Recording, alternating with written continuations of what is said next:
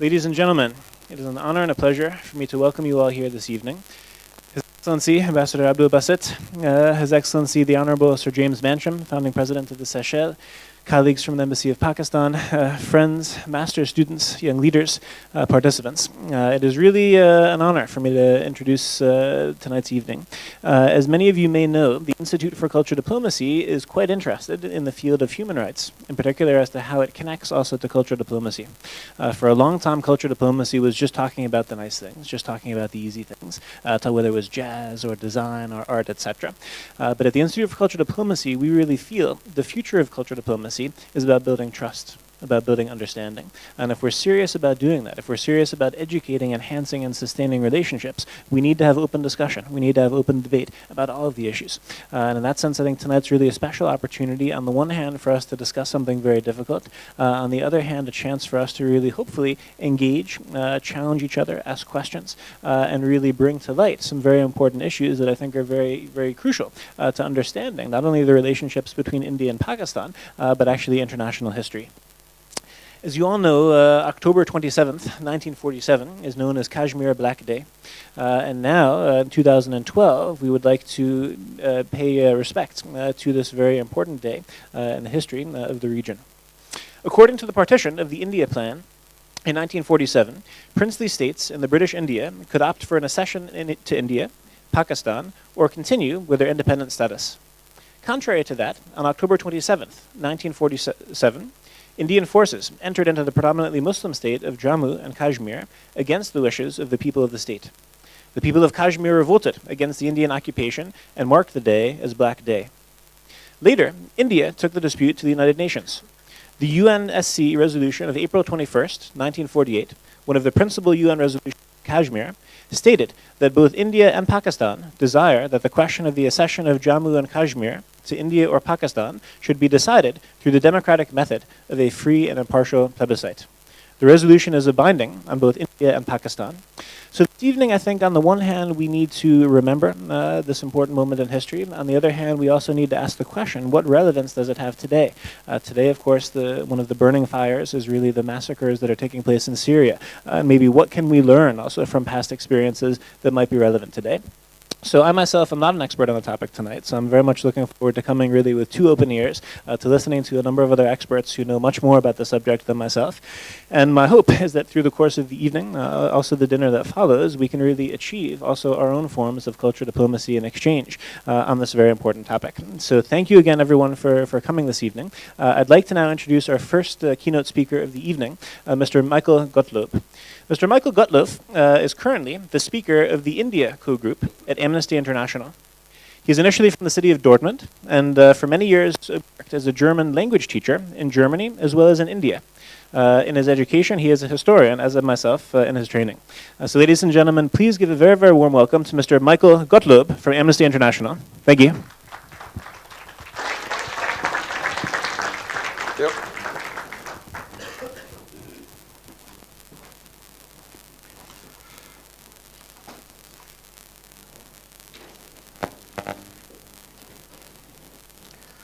Dear Mr. Ambassador, dear Mr. Dornfried, Amnesty International has a long history of research and campaigning for Kashmir. It goes back to the 1970s when reports were published about the use of torture against political prisoners. And later in the 1990s, Amnesty condemned political killings and disappearances in Jammu and Kashmir. And the situation of human rights defenders in particular was always of great concern for us. I only mention the case of lawyer Khalil Andrabi, who was killed in 1996. 16 years after his murder, a major in the Territorial Army who is accused of this crime has been arrested in the USA. India is yet to act on a court order to seek the extradition for trial. In recent times, Amnesty International has campaigned for the repeal of two draconian laws which are among the main root causes of human rights abuse in Jammu and Kashmir. One is the Armed Forces Special Powers Act. Introduced in the Northeast in Manipur and some other states in 1958. It was extended to Kashmir in 1990. This law grants security forces wide-ranging powers, including the power to shoot, to kill in situations that go far beyond self-defense and the strict limits of international standards. It also provides immunity for security forces who commit violations under the Act. We have consistently called for the repeal of the AFSPA, Armed Forces Special Powers Act. The other draconian law is the Kashmir Public Safety Act, introduced in 1978. In a detailed report published in February 2011, Amnesty has dealt with the practice of administration detention in the state of Jammu and Kashmir. The title of the report, A Lawless Law, refers to an assessment of the Supreme Court of India, who has coined this phrase. According to the Supreme Court, the system of administrative detention is a lawless law because it is supplanting the regular criminal justice system in Jammu and Kashmir. The Public Safety Act is used to detain individuals, often for years at a time. Hundreds of people are routinely locked up on spurious grounds, held without charge or trial in preventive detention on vague allegations of acting against the security of the state or against the maintenance of public order. The majority of the detainees are political activists and suspected members or supporters of armed groups. Sometimes they include children. They are usually picked up for unofficial interrogation, during which time they have no access to a lawyer, a judge, or their families. Once in formal custody, they are trapped in a cycle of detention with orders for their incarceration systematically reissued so that remain out of circulation, as it is called. Suspects are often initially kept for between 2 days and 2 weeks, where they risk torture or other ill treatment to confess their crime. This period of unofficial detention occurs completely outside the bounds of legal processes and is not recorded on police or judicial records. Many are then detained for 2 years or more. Estimates of the number of people detained without charge or trial over the past 2 decades range from 8,000 to 20,000. Between January and September of 2010, 322 people were reportedly detained. Amnesty International opposes all systems of administrative detention. It is unacceptable for any government to circumvent the established legal system or to punish people suspected of committing offenses without ever charging or trying them. Amnesty takes no position on the guilt of or innocence of those detained. We only insist that everyone must be able to enjoy the full range of human rights, as well as national law. Of course, one may ask, aren't detentions necessary to ensure peace and security? Amnesty acknowledges the right, indeed the duty, of the state to defend and protect its population from violence.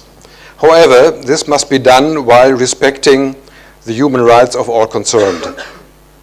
Sadly, governments all over the world violate human rights in the name of national security, and Jammu and Kashmir is no exception. In April 2012, amendments to the Public Safety Act have been introduced by the government of Jammu and Kashmir. These are to be seen as a welcome step, insofar as they provide that persons below the age of 18 should not be detained under the PSA. However, state authorities have detained children by falsely registering their ages as above 18, and this practice may not be eradicated by the amendments alone. The amendments are insufficient, and our research shows that human rights continue to be violated. Our recommendations to the government of Jammu and Kashmir and the Indian government are: repeal the Public Safety Act and end the system of administrative detention. End arbitrary detentions and introduce safeguards ensuring that all those detained are charged promptly or released. carry out an independent, impartial, and comprehensive investigation into allegations of abuses against detainees and their families, including allegations of torture and other ill treatment, make its finding public, and hold those responsible to account. In conclusion, let me make a brief remark on principle.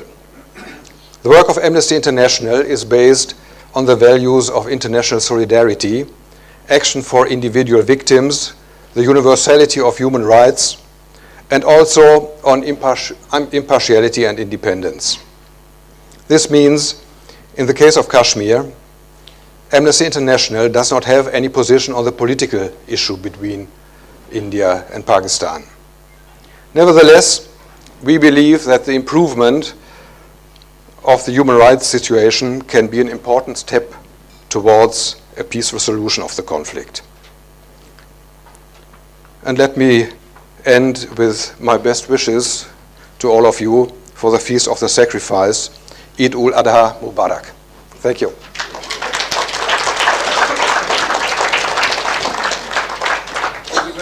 Mr. Godbow, thank you very much for that.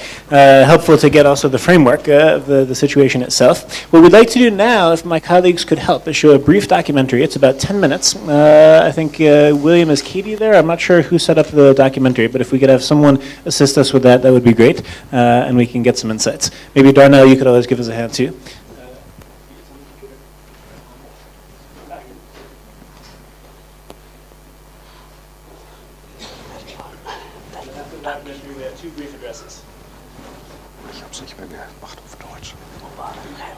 And just so you know, the plan for the evening, we have the documentary, about 10 minutes. Then there'll be an address from Mr. Siddiq Kiani, chairman of the Kashmir Free Organization.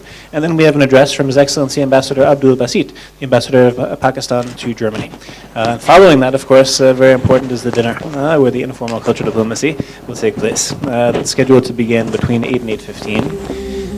So, I don't know if you could just turn off the lights.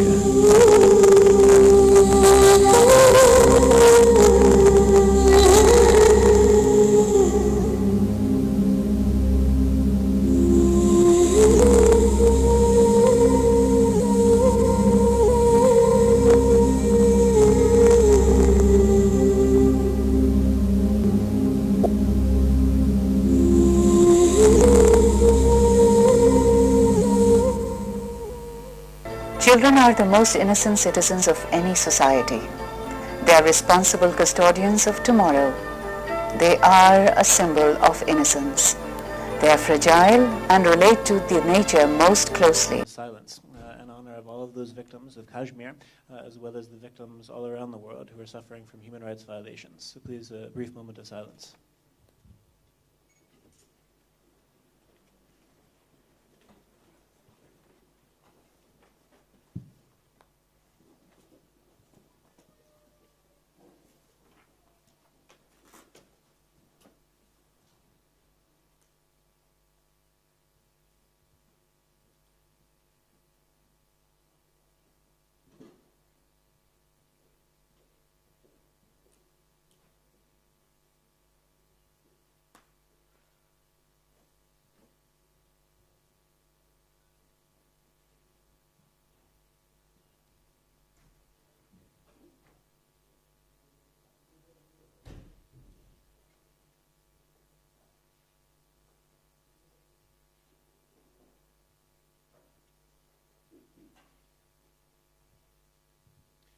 Thank you very much. Thank you.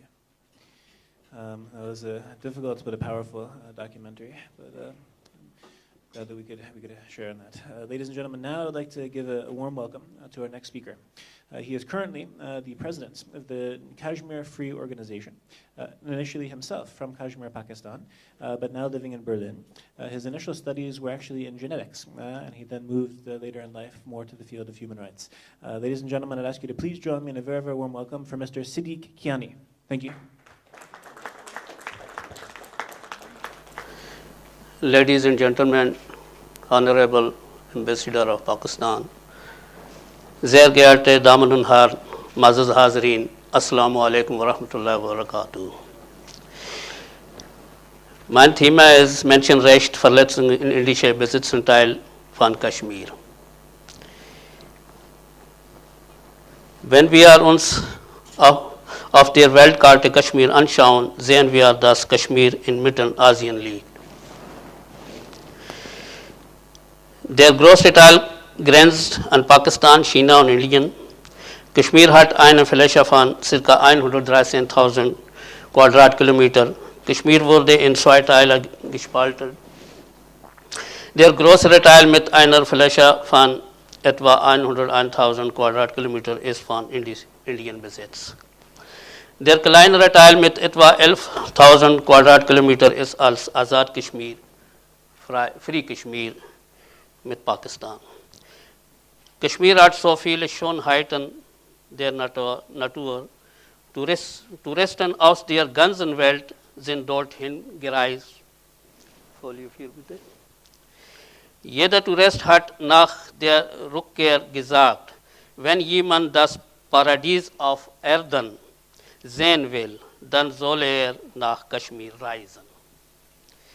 Weil Kaschmir so viele Berge mit Schnee, Wälder, Wasserfälle und Seen hat. Doch leider hat die indische Regierung dieses Paradies auf Erden mit ihren Taten zu einem schlimmen Ort gemacht. Ursachen der Streit. Der Streit hatte begonnen damals um 1947, als Indien und Pakistan um die Unabhängigkeit von Großbritannien kämpften. Diese Probleme besteht also schon seit der Entstehung der beiden Länder Indien und Pakistan. Als die englischen Kolonialherren das Land in die Unabhängigkeit erließen, trennten sie die mehrheitlich muslimischen Gebiete in Nordwesten und Osten ab und schufen den Staat Pakistan. Die Teilung löste gewaltige Flüchtlingsstroms aus. Folie 5 bitte. Schätzungsweise einige hunderttausende Menschen verloren damals durch Gewalt und vertreiben ihre Leben. Unterdessen bahnte sich im Fürstensich Kaschmir ein erbitterter Machtkampf an. Die Mehrheit des kalendarischen Volkes will mit Pakistan zusammengebunden werden. Die UNO hat im Jahre 1947 dem Volk von Kaschmir das Recht gegeben, ihr Leben zu leben und eine Unabhängigkeit zu erlangen. Aber Indien hat einen Großteil von Kaschmir eingenommen und das in diesem Gebiet lebende Volk kämpft um die Freiheit. Einige große indische Politiker und Führer haben dem Volk Kaschmirs versprochen, dass ihnen deren Recht gewährt werden. Einige dieser wortlichen Versprechen sind wie folgen. Zum Beispiel Mahatma Gandhi sagte am 26. Oktober 1947, wenn die Leute von Kaschmir zugunsten Pakistan wählen möchten, kann keine Macht auf der Erde sie davon abhalten. Es sollte ihnen überlassen werden, für sich selbst zu entscheiden. Zweitens, Jawaharlal Nehru, der damalige indische Premierminister, sagte am 26. Juni 1952, auch wenn nach einer richtigen Volksstimmung sagte das Volk von Kaschmir, wir möchten nicht mit Indien bleiben, wir haben uns verpflichtet, die Entscheidung des Volkes zu akzeptieren, obwohl es uns sehr wehtun konnte. Wir werden gegen sie keine Armee einsetzen. Wir werden das Wort des Volkes akzeptieren. Wenn auch das uns Schmerz tun konnte, werden wir die Verfassung nötigen Fall ändern. Punkt D. Der staatliche Stand heute. Im besetzten Kaschmir gibt es immer noch den Kampf gegen die Gewalt der indischen Armee. Die Menschen verlieren ihr Leben Und dies wird auch in den Tabellen deutlich gezeigt. Wenn Sie auf den Tabel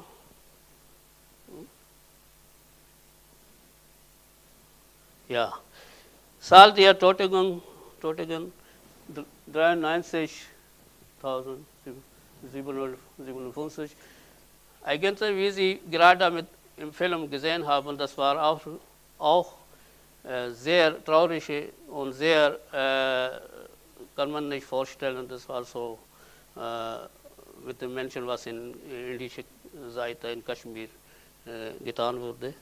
Und die Zahl von zum Beispiel letzte zwei Zahl sind sehr Zahl der Verschwendungen, die 2156 und Massengräber von Menschen aus 55 Dörfern sind 2940. Das ist die traurige Bilanz des Kaschmir-Konflikts, der nun schon über ein halbes Jahrhundert andauert. Punkt E. Kampf für die Freiheit, Menschenrechte. Die Entscheidung für das Problem in Kaschmir ist nicht klar und liegt immer noch bei der UNO. Indien hat nie auf den UNO gehört. Auch die Bilder zeigen, wie schlimm es ist, unter der Gewalt der indischen Armee zu leben. Und das sind zusätzliche Bilder, was Sie an den Tafeln schauen können. Folie 7. Nach diesen Bildern können Sie sich fragen, wie das demokratische Land Indien mit Kaschmir umgeht. Nicht nur das, es gibt noch viele schlimmere Geschenke, was indische Regierung an Kaschmiri Volk gegeben hatte, zum Beispiel häufige Blutbäder, ständiges Erschrecken, Hunger und Elend, seelische und physische Krankungen. Punkt F. Flüchtlingslager in Muzaffarabad, Azad Kashmir. Azad Kashmir heißt frei Kashmir in Pakistan.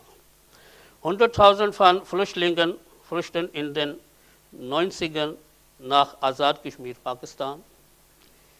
Ich selbst als Vorsitzender von Free Kashmir Organisation e.V. war im Juni dieses Jahr in Muzaffarabad, Azad Kashmir gewesen. Ich habe mir die Zeltlager von Flüchtlingen vor Ort angeschaut.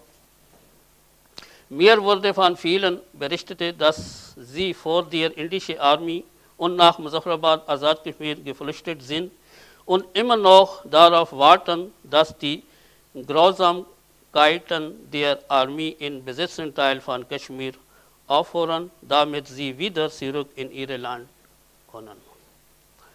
Sie haben berichtet, dass ihre Kinder dort aufwachsen und trotz der Unterstützung von Pakistan sind sie sehr besorgt über die Zukunft der Kinder. Auch unsere Vereins Free Kashmir Organisation e.V. hat vor Ort dabei geholfen und hilft immer noch, eine Schule auszubauen. Wir wollen den Kindern die Möglichkeit geben, dass ihre Kosten gedeckt werden und die Kinder weiter zur Schule gehen können. Und wir haben auch ein Projekt namens Parvarish gestartet und wir haben bis jetzt fast 15 Kinder, denen wir jeden Monat Schule, für die Kosten für die Bücher und die anderen Sachen Geld finanzieren. Und wir haben mehrere Anträge, bis jetzt haben wir über ca. 300 Anträge von diesem Geld, auch von indischer Seite, wir haben bekommen. Punkt. Next, 27. Am 27. Oktober 1947 betraten ca. 700.000 indische Streitkräfte den Staat Jammu und Kaschmir gegen die Willen der dortigen Bevölkerung. So viele Soldaten für ein so kleines Volk gibt es nirgendwo anders auf der Welt. In der ganzen Welt wird jedes Jahr am 5. Februar für das Volk von Kaschmir, welches für Freiheit kämpft, dieser Tag des Zusammenhaltes gefeiert. Ich wünsche mir, dass die Weltöffentlichkeit sieht, dass es beim Kaschmir-Konflikt nicht nur um einen indisch-pakistanischen Konflikt geht, sondern um den Unabhängigkeitskampf und das Überleben eines Volkes, das seine eigene Unabhängigkeit-Identität hat und das Recht hat, über seine Zukunft selbst zu entscheiden. Ich wünsche mir, dass die Welt begreift, was mit dem Volk in Kaschmir geschieht und welche Verbrechen Indien an ihm begeht. Ich bedanke mich für Ihre Aufmerksamkeit und wünsche Ihnen alles Gute und für die muslimische Morgen ist Eid Mubarak. Assalamu alaikum wa rahmatullahi wa barakatuh.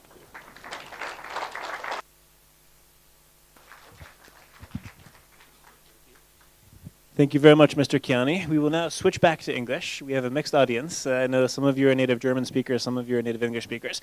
So this is now for the native English speakers. Ladies and gentlemen, it's an honor and a pleasure for me to introduce our final speaker of the evening, someone who's also a very important partner of the Institute for Cultural Diplomacy, His Excellency Mr. Abdul Basit. He's currently the ambassador of Pakistan to Germany. Before that, he served as Deputy Foreign Minister in Islamabad for Pakistan. He also served as spokesperson for the Foreign Ministry. He's served as a diplomat in the United Kingdom, in Yemen, in Switzerland, in the USA, and in Russia, all before his time here in Germany. And I'm very honored to have you here, Your Excellency. We very much look forward to your perspectives as well as your insights on today's topic. Ladies and gentlemen, please join me in a very, very warm welcome for His Excellency Ambassador Abdul Basit. Thank you. Bismillahirrahmanirrahim. Dr. Don Fried, Mr. Gottlieb, Mr. Kayani, distinguished ladies and gentlemen, a very good evening and assalamu alaikum. Let me begin by saying two things. First, as one Spanish wise man once advised, that be brief, for no speech can please when it is too long. So I assure you that I will be very, very brief in order to retain your interest. Secondly,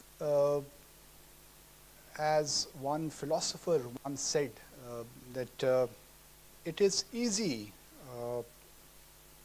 to be interesting when one has no prejudices in favor of morality.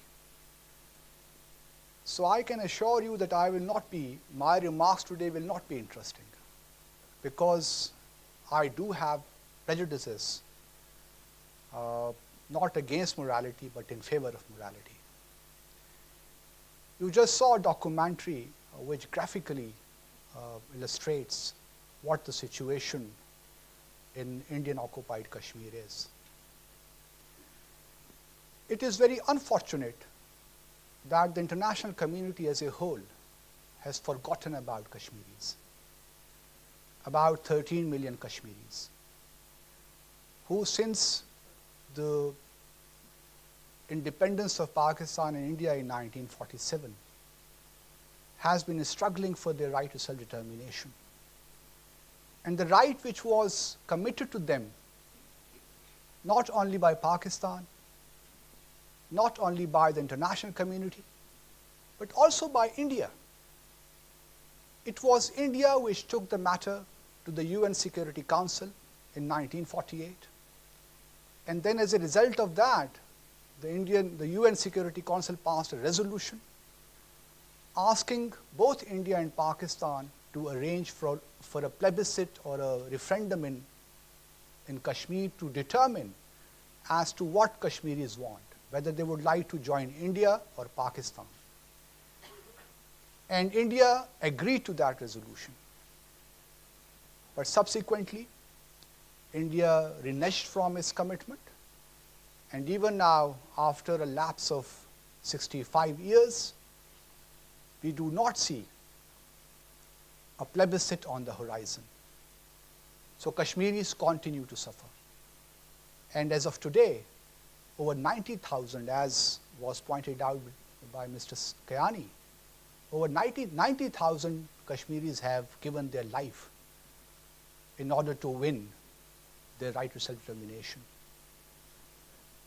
But why the international community is silent about it? Why they continue to ignore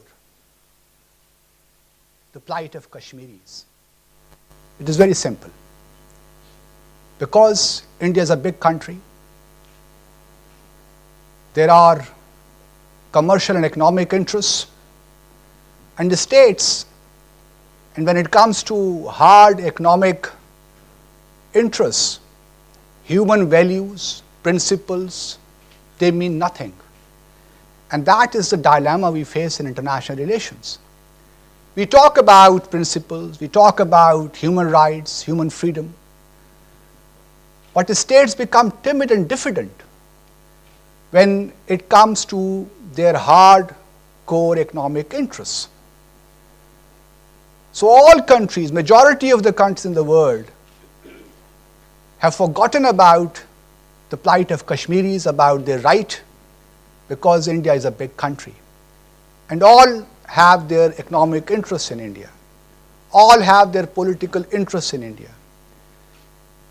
But we in Pakistan strongly believe that Kashmiris, who have suffered a lot at the hands of Indian brutalities, should be given their right to determine their future. If you see around the globe, there are only two political disputes which continue to create instability around the world. One is obviously Palestine, and that continues to be a cause of instability in the Middle East.